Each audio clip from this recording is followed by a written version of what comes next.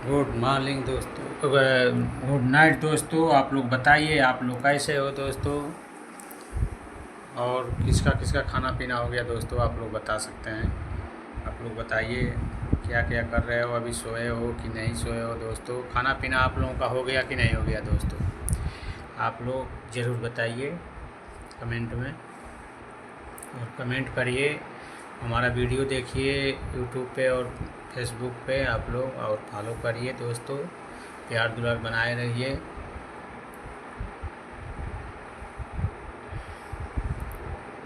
और दोस्तों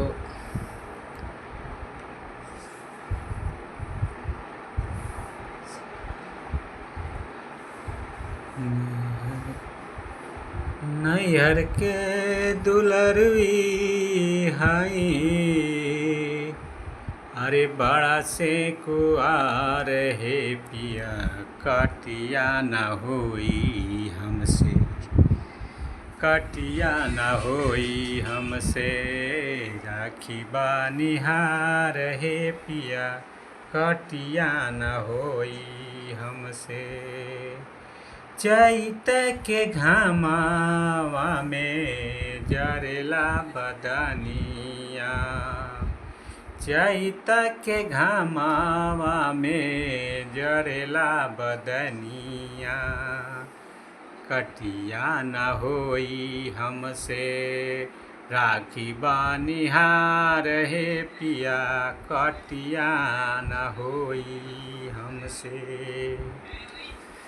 हे राखी बानिहार है पिया, कटिया न होई हमसे। अरे एक गो दिल मंगावैया हजार बार, हे एक गो दिल मंगावैया हजार बार। जनती जे रहब तू सवतिया के सटी के, रहब जदि पिया सवतिया के सटी के। हम मर जाई ट्रेनवा से कटी के, मर जाई ट्रेनवा से कटी के।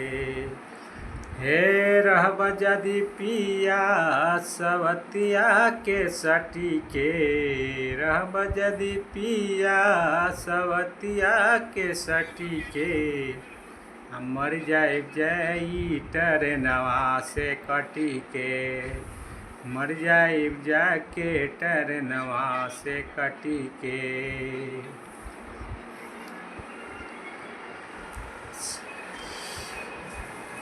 साने साया सारी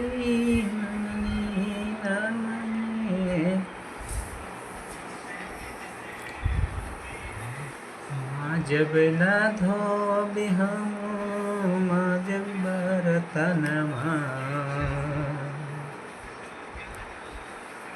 धोब बिना जब हम कर बरतनवा। दहेज लेके किनले बानी तोहरा के सजनवा, दहेज देके किनले बानी अरे तोहरा के सजनवा। हे रोटी भात बनाई बिनाही, है रोटी भात बनाई बिनाही, माँ जब बरतनवा दहेज देके किनले बानी। आ तोहरा के सजनवा दहेज देके किनले बानी, तोहरा के सजनवा दहेज देके किनले बानी।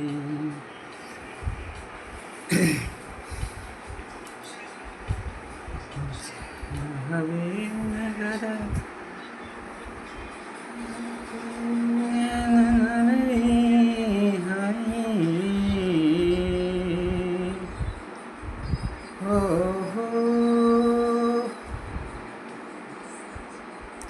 देखिए दोस्तों, अभी काम चल रहा है हम लोगों का। अभी तक काम अभी फाइनल नहीं है, अभी तक काम चल ही रहा है।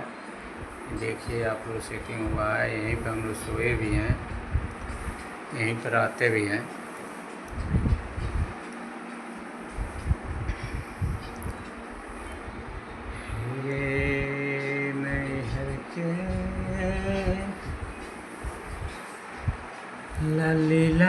ओठावा से चुएला ललरिया हो की रस चुएला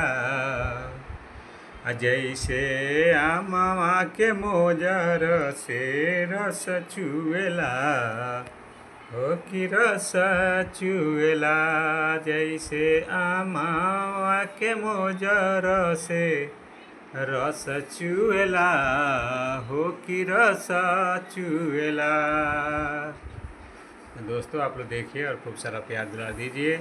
आते हैं फिर नेक्स्ट ब्लॉगिंग वीडियो में, आप लोग इंतज़ार करिए।